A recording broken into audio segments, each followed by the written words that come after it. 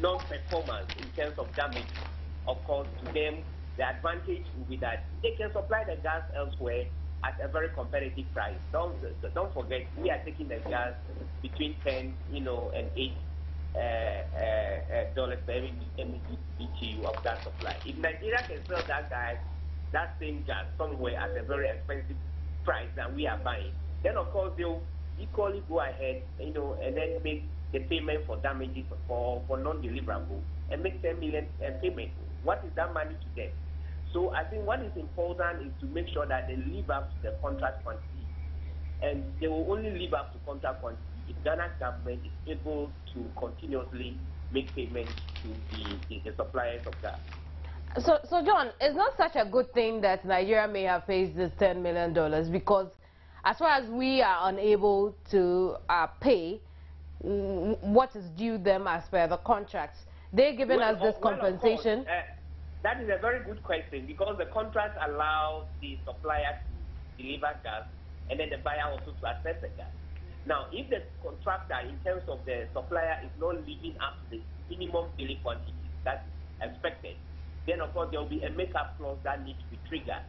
That make-up clause would have to be triggered through cost implications by making payments, as we are witnessing now, or by adding sufficient gas as when the gas begins to flow to cover up for the losses we have made during the period. My point of argument is that if for some reason, as we know, and this is a fact, that the government is not able to advance money to Nigerian companies as quickly as possible, of course they will divert that gas that is mandated to come to and somewhere else. And if they are able to trade that gas at a very expensive, market price that we are buying currently, they can equally, make payment for non-deliverable, because even if you don't have to deliver within the contract, there is an allowance for which payment must be made. And so my point of argument is that Nigeria continuously, denying us of the gas can also lead to the fact that they might be supplying the gas somewhere because we are not able to advance payment as and when they demand. It looks as though the only way out of this would be perhaps paying more. But I'm wondering then, what benefits do we get from the fact that we're both members of the ECOWAS? No, we are members of ECOWAS, and that basically allow us to share resources, in terms of what we are doing now. That does not deny, the other party of getting value for its product, okay? And so we are members of ECOWAS. We have to pay value for what it is. That is very important, and that is why most of the ECOWAS members are sharing the pipeline, as people have third-party access to it. Going forward, I think that as a country, we would have to be looking somewhere for security of supply and not necessarily depending solely on the Nigerian gas. Because as it stands now, anything can happen at any point in time. And the issue of security of supply must become very key. So we should begin to look somewhere else for gas if we can. Now, my understanding is that we need a constant supply of 123 million metric BTU per day. And with Nigeria resuming supply to us, we are only getting 50 million metric BTU per day. Should we expect any change? Now I can tell you we're getting quite higher than that. We're between 80 and 90, as I gathered information during the week. So we are quite above 50 now. But that again is still not living up to the contract quantity of 120. Okay, and so that again creates some room for worry. And the alternative is what I think we should begin to look at for the purpose of security of supply. We must begin to look elsewhere also for gas. Again, even the gas coming from Nigeria, the 120, if all the 120 had come in, that would not even still be sufficient for our domestic consumption. So there is definitely a need to begin to concentrate somewhere else for an additional gas supply to the country to power the plants that are required to drive the energy sector. In other words, clearly, we shouldn't expect a dramatic change in our power supply here in the country. Not at all, because you see, the gas is a partial index of the power that we generate. Don't forget, now we're relying basically almost 50-50 on hydro and 50 thermal. And gas is the feed for the thermal. Light crude oil is very expensive, as you are aware. because we are not able to purchase light food as of when we need. So if the gas supply in terms of its security is not guaranteed, of course, we don't expect to get any tremendous improvement in our power supply. The do so will still continue. If we get Atwabo on, if we get Atwabo running and giving us our own gas, how does that help the situation? Can we then say we wouldn't need gas from Nigeria? No, not at all. We'll still need gas. Atwabo will come on board about 120. Don't forget, not all the 120 will come on board. Probably we'll get a maximum of 80. Some of the gas, that will be processed from the Jubilee field. Some of them will be used for some activity again onshore. So we're not getting that 120. The 120 will be brought up, and we're not going to utilize that 120. What we'll be getting from Atwabo, a maximum will be between 80. That is what I think. And even that 80 added up to 120 from Nigeria will be about 200. And 200, according to the Energy Commission's website, our gas requirement as of now is quite close to about 300. So that means there's still going to be a shortfall of gas supply, even if we get Atwabo on board and then get the whole, the total delivery of 120 from Nigeria, we'll still be short of gas requirement. So we need to look somewhere else for that. I understand the Sankofa also will come on board, but that is why beyond 2017, okay? And so it is important we begin to look at alternatives for gas. Right.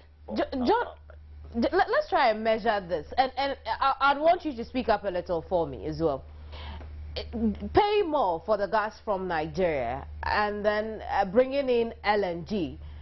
Which one would seem a more sound decision for the country at this point? For the purpose of course, it's important to realize that the LNG will slightly be more expensive than bringing the gas through the pipeline, because the LNG will definitely require a regasification plant, whether it's going to be a floating LNG or it's going to be an LNG based on shore.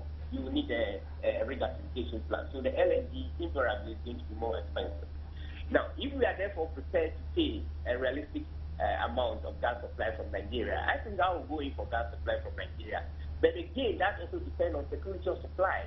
Security of supply is very crucial for, attaining an energy sufficiency in the regime. And so if Nigeria can guarantee for some reason which they cannot, security of supply, I would think that it's better to get a sufficient quantity of gas supply from Nigeria than relying on LNG. LNG can come in as an alternative to back up, our demand as of when we need it. So these are the alternatives. A sufficient supply from Nigeria, provided it will be guaranteed, of course, will be more cost, effective than getting an LNG. And LNG will be an alternative for the purpose of security of supply. There seems to be, it's either a matter of security on one side or a matter of cost on the other side.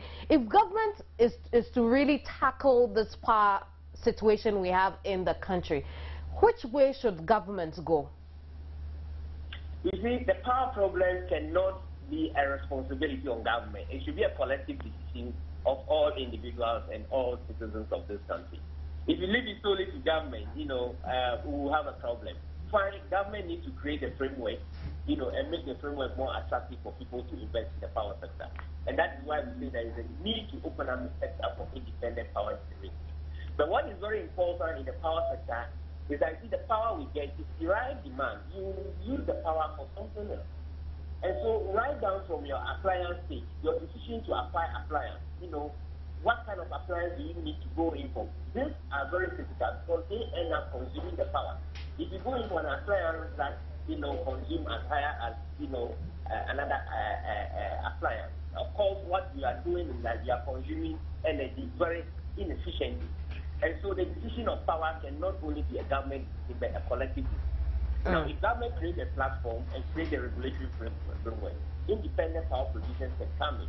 But an independent power producer will only come in when you and I agree that we are prepared to pay a reflective cost of, the project. And that is the price we pay at the benefit. Don't forget, a country like Ghana, what we witness most often is that anytime the regulator comes on to increase prices, citizens jump onto the street. And we can't continue that way. As a country, we must realize that we need the power for development, and we must be prepared to pay a realistic price. Not until collectively we agree to do that, I think we will continue to face this problem as we are witnessing. Right. Thank you very much, John. John Peter Mewu is Director of Policy at ASAP. We've been looking at some $10 million that's been paid as compensation to the country as Nigeria failed to meet the supply of gas as per the agreement between the two countries. We looked at the implications for the country and which way we could go if we decided that Nigeria cannot meet our demand anymore. We put in efforts to reach the VRA over the telephone and delve into the matter as well. In the meantime, I'll take a quick break. When I return, we'll look at some other matters, including that.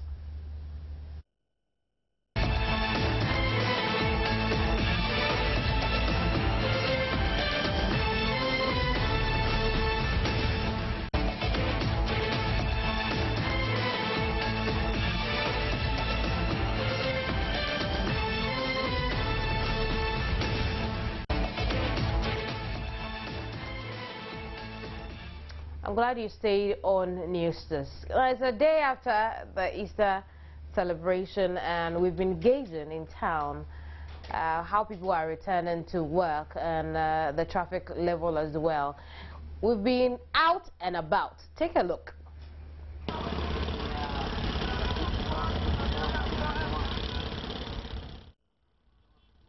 You can call it holiday blues, but it's a day after the long Easter holiday, and work or businesses in Accra are slowly picking up.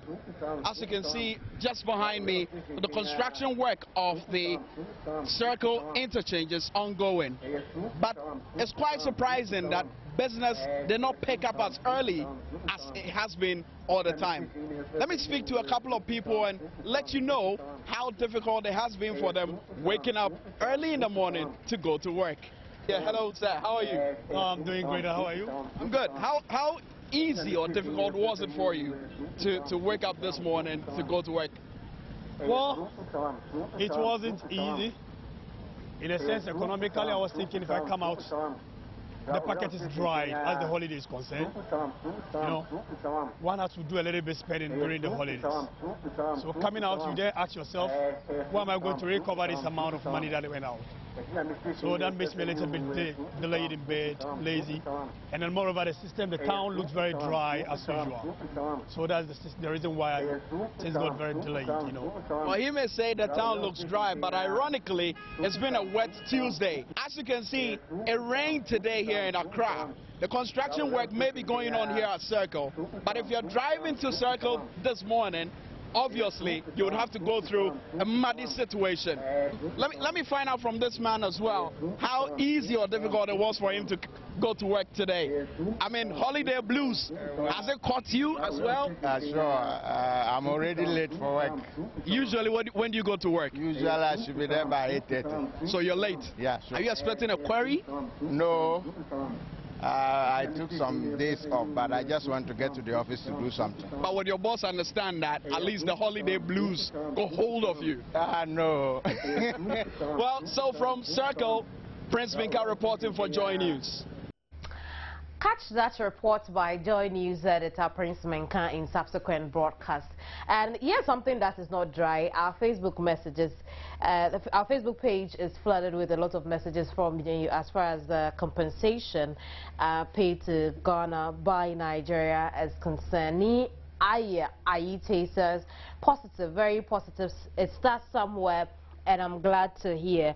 Ocean Run Kwame Lasisi says we have a lot to pay, so it's not news to us. Anthony Hope ahead says where the money go day. Those are your comments, and we're still putting efforts to reach the VRA for some comments on this. In the absence of that, let's move on to something else. I was telling you earlier, National Chairman of the New Patriotic Party, Paul Afoko, will outline concrete steps to be taken to reorganize and re-energize the party structures in readiness for the 2016 presidential and parliamentary election. At his maiden press briefing, which is today, Tuesday, 22nd of April 2014, he will give assurance to party faithfuls of his readiness to mobilize the party to wrestle power from the NDC in 2016. Afoko will also appeal to factions within the party to unite for the task ahead. Pretty shortly, we'll go back there live and bring ourselves up to speed with events there when Justice Beidou joins us.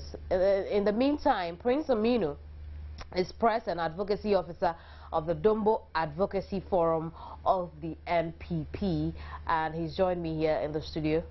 Was it easy for you to wake up today? It was very easy because I spent the holiday. The holiday blue did not catch up with you? Not at all. I spent it home. But your new chairman is having his maiden press conference today. I mean, we all anticipate the kind of topics he should talk about. Let's first start off with uniting the party. He's appealing to he's expected to appeal to factions within the party. Will that necessarily be the magic wand to dissolve all those factions? First, let me say good morning to you and our viewers.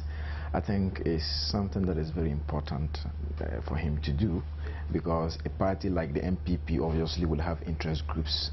Factions are bound to happen, but in every internal politics competitions, once that competition is over, it is expected that we come together, close our ranks, and make sure that we fight for the common goal. And as a chairman, it is expected of him to do just that, bring all ranks, all factions together, so that we see the overall objective as something that should unite us to achieve that. And I'm expecting him to deliver on that score. What would be the mode for doing this? Dissolving the factions within the party? Not necessarily. I think one very important element of doing that is to make sure there is transparency and fairness. You know, once every stakeholder is comfortable that this is a chairman that can put his feet on the ground and make sure that each rule that is coming from them is applied to the latter, it brings some kind of relief to everybody. So when you contest, or when you have an intention to contest, be it parliamentary, be it flag bearership, or you are aligned to any of those places, and you think that that rules and regulations or that governs the engagement is fair to everybody, you'll be satisfied. Would this be easy for Paul Afoko? As in a party like the MPP, obviously there will be some challenges, but it is his mindset. What his focus is will determine. And I want to believe that Paul Afoko is a firm person, he is a disciplined person, and I expect him to bring those attributes to bear in his leadership. Once that is established, I believe sincerely that he will be able to surmount the challenges. Afoko, on one hand, also believes that in doing this, uniting the party, two of the strong pillars you need will be Nana Addo Dankwa Akufo-Addo and former President John Ejekun Kufuor. Your thoughts on this? I think throughout his campaign, he has made it clear to delegates that when the idea of contestant came to him, the first person he consulted was President Kufuor, and President Kufuor actually advised him to go and see Nana Addo, which he did. So clearly that shows that he has an established relationship with the two.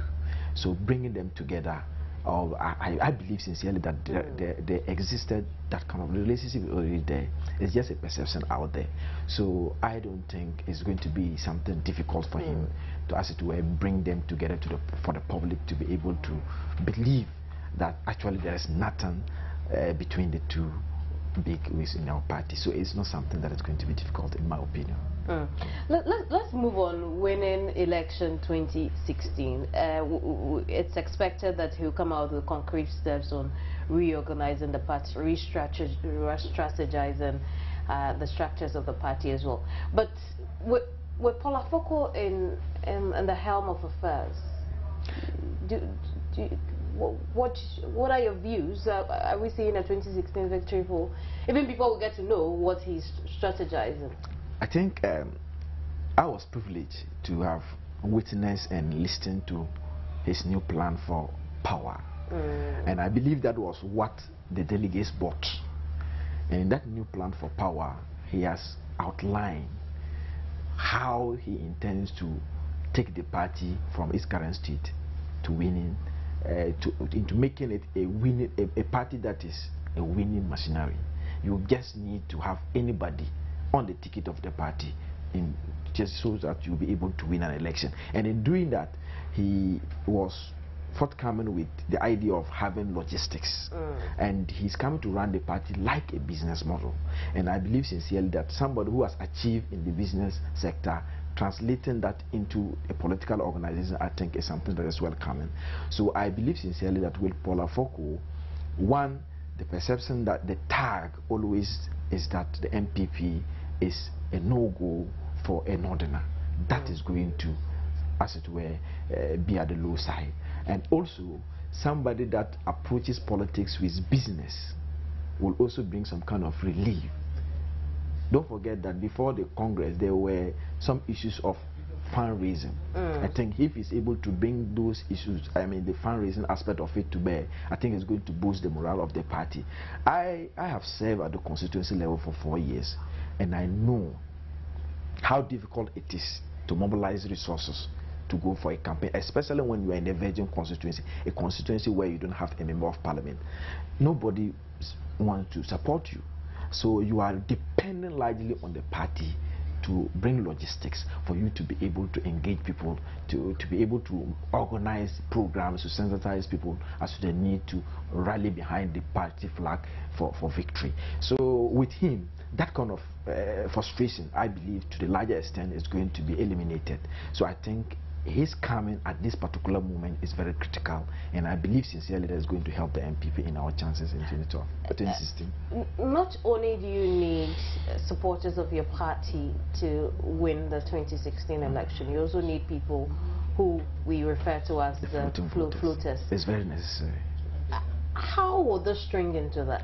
I believe sincerely that, one, I am of the opinion that Paul Afoko-led administration should be looking at our communication structure. It's very important. Not everybody should be talking, including even our members of parliament. I disagree strongly in that terms.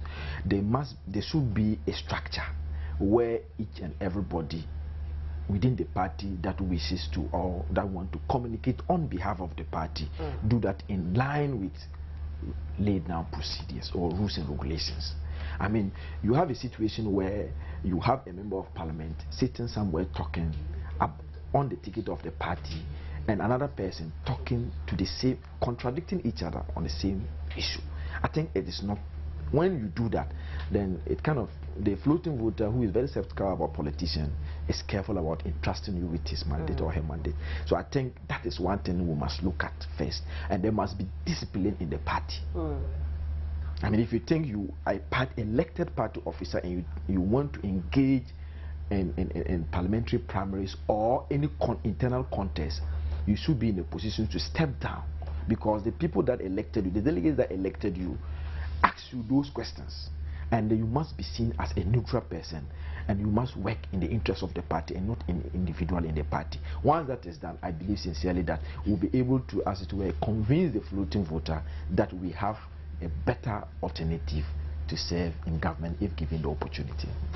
Now, those are just two of the structures, your expectations of how he should restructure the party. But then the question is also, how does he readjust the communication lines? How does he ensure discipline? Let's start off with the communication structure. How do you expect Paul Afoko to restructure it? When you look at the MPP constitution, for instance, the appointment of the communication officers across the constituencies in the country is restricted to experts, people within that field. We have two offices that are reserved for people that are having some kind of expertise in that sector: research and electoral affairs, as well as communication. So anybody that is supposed to be communicating must at least have the basic principles of communication, must have basic skills of communications, and also they must also be consistent with what they say. And I believe sincerely that getting the best of people within the communication setup is something that I believe sincerely will help us. And I believe we can still tap on the experience of what do you call it, Nana Kumia, the immediate past communication director, who is an expert in that field. I mean, Wosisa Kofi, they are still around, Elizabeth Hine, they are all there. I believe if they come together, they will be able to structure the communication setup of the party. It is always how we convince the people. The ideas are there, but how to convince the people to believe in what you are saying, that you stand a better alternative to the NDC, is always the problem. And I believe if he's able to do that, we'll get there. But some also feel that a lot of the loud talk is what empowers those at the base level. Not necessarily. I mean, talk in what sense? You should be not just be talking, you should be making sense. Yes, the grassroots always want somebody to be talking, but you don't do that at the expense of, I mean, every political organization aim at winning an election in a political party. If you talk, and at the end you go to an election and you lose, then it stands to nothing. So you must be strategic in the talking. You should know when and how to talk. You shouldn't just be talking because you want to talk. So that is what you have been doing over the past 8 years that you have lost the election. Not necessarily, but I believe there are some few people that occasionally, when the party is at, just imagine there was a time Baumia came out with a brilliant position of the state of the economy, and we were in the discussion. We forced the NDC to come out and explain to the ordinary Ghanaian to know the state of the true state of the economy. Then occasionally somebody will come out, a member of the party will come out with something that will just take off that kind of achievement, and we'll go back to something that is not worthy of discussions. I think we should know the time and what to do at that time. And then you spoke about discipline, whipping people in line. Yeah, the rules and regulations are clear. Before you join the political party, you must have read the constitution, understand the constitution before you join. And in that manner, if there is any individual in the party who goes contrary to the laid down procedures or the rules and regulations, the parties will be in a position to subject the person to the law. I mean, when you do that, it kind of gives hope to people that, look, these people are serious people. If you entrust them with the governance of the country, they are going to be in the position to serve regardless of who goes contrary to the laws of the republic. But when we have a situation, some people are untouchable in the party, it doesn't help.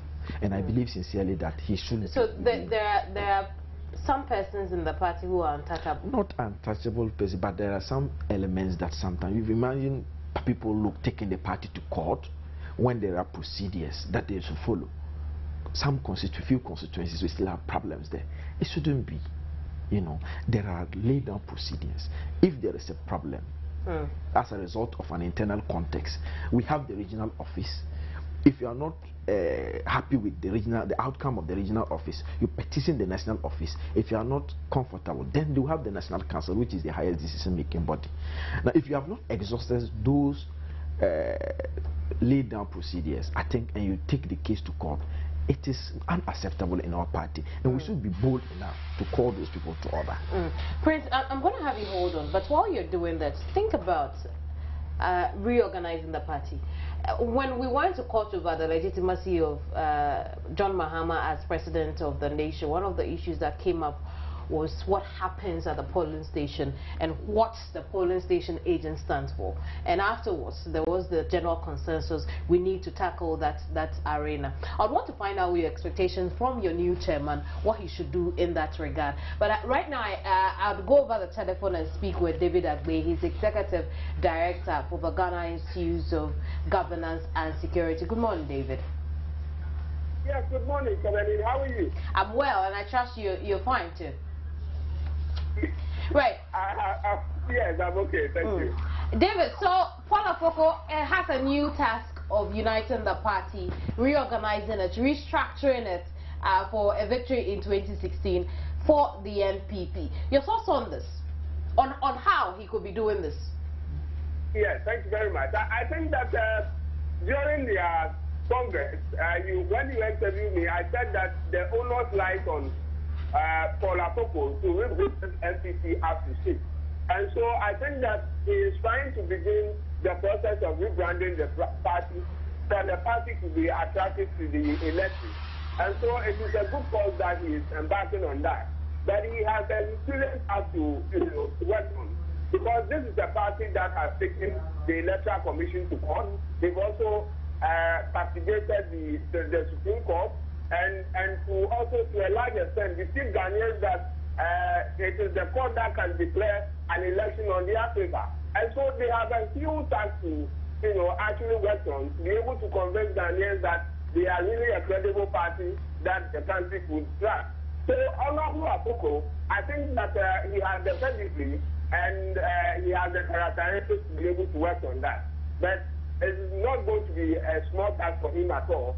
He needs to balance the equation of both Danado passion and also Alan Tremantin passion. He needs to actually organize a meeting which he will be able to bring all the presidential hopefuls together to be able to digest certain critical issues as to how best he could really unite the party. But as we speak now, you realize that the two contenders, that is Alan Tremantin and Nana Akufo-Addo, it's a huge task for him to be able to bring those people together. And so what needs to be done is to be able to organize a series of meetings and be able to put all those essence together to digest the issue as to the way forward of the party, how they can re-strategize, how they can put their messages out there, how they can convince the electorate that actually they went for court or they went to court, but then the court did not favor them because their informations were not credible enough, and so the party starters were not good enough, and that is why they voted also. Leaders, they overhaul the whole party. So he has a huge to do, and so we would like to support him to be doing that. David, beyond dealing with the factions within the party, Paul Apoko is expected to tackle some alien structures within the party. From where you sit, what are some of the things Paul Apoko should be doing if he has to restructure the NPP, rebrand it for 2016 victory? What he needs to be doing is what I alluded earlier on, that he needs to bring all those contents, both all the political, the presidential hopefuls. He needs to organize a meeting and to have a certain dialogue with them, so that all of them will be able to appreciate certain issues that the party needs to deal with. And, don't forget of the fact that recently Alan Tremantin came out boldly to say that the party needs to do some critical analysis of why the party has lost through its strong elections, 2008 and 2012 elections. What accounted for that? And which we agree with him that they need to actually do researchable variables as to what really accounted for their defeat for those two critical elections. When they are able to do those critical analysis and research, then it will be able to inform them as to the next line of action that they need to take. What variables accounted for their defeat? Was it that the presidential candidate was not attractive enough to the electorate of Ghanaians? Is it that the party itself lacked a certain credibility of their political leadership? Is it the fact that the party did not communicate very well, which their message was distorted, and then they need to really actually package their message in another fold to make it attractive for Ghanaians? So there are several variables and several research that the party needs to embark on, and so that it will be able to inform them their next line of action, so that it will be able to inform them how they can re-strategize and how they can rebrand the party to make it quite attractive for Ghanaians. David, thank you very much for your time. David Agbeet, Executive Director for the Ghana Institute of Governance and Security. I still have here with me Prince Aminu, who is Press and Advocacy Officer of the Dombo Advocacy Forum of the New Patriotic party. Pretty shortly, we'll join Justice Bedu, who is at the press conference where Paul Afoko is expected to outline some of his concrete steps to reorganize and restructure the NPP for a 2016 victory. And so you're supposed to assess yourself. I mean, from what David is saying, yes, do a proper assessment of what your shortfalls are. Have you done that? That is always expected after each election. And I don't want to believe that the immediate past executives have not done that. But what I disagree with him is that we should, the current leadership should call the presidential hopeful. I think it is not fair. What the party is, the constitution is very clear. There are rules of engagement. If the time for election is due, nominations will be open, guidelines will be issued. It is at that point, it is only when you pick your nomination forms that qualifies you to be an aspirant, and that is where they will engage you to let you know the rules of engagement. I think what he meant was the fact that there have been lines drawn as to those who support Nanado and those who support Alan Tremonti, mainly because both of them have declared intentions to host the flag for the NPP entering into 2016 election.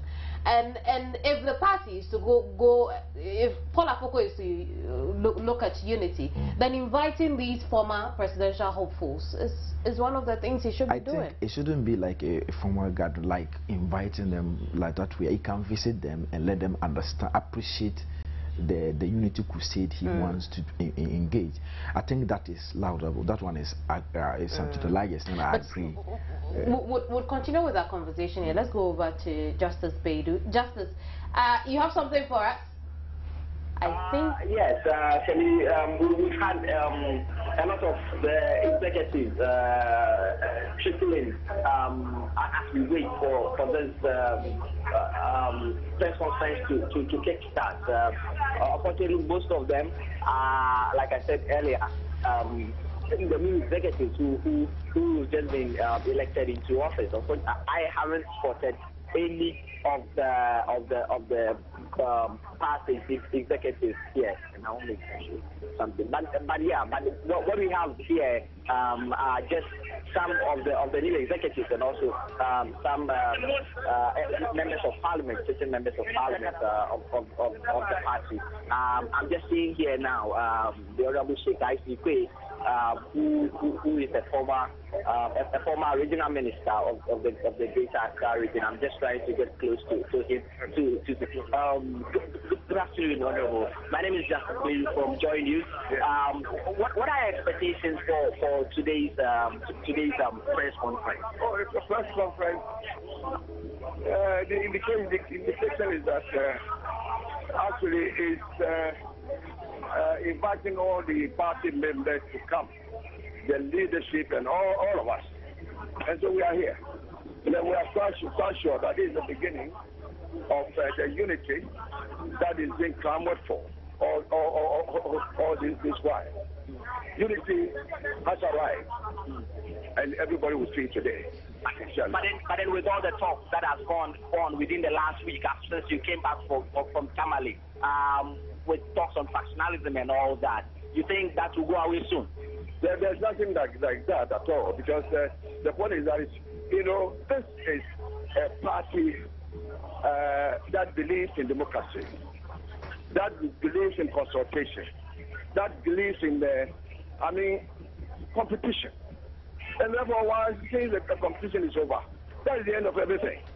Everywhere in the world where there's competition, even when you were at school, during the exams, you see that everybody becomes wild. Researching through and reading through, rehearsing through, and all that and so on, not minding anybody. It's the same thing. The same thing applies in politics. Yes, but this time, one has to mind one another.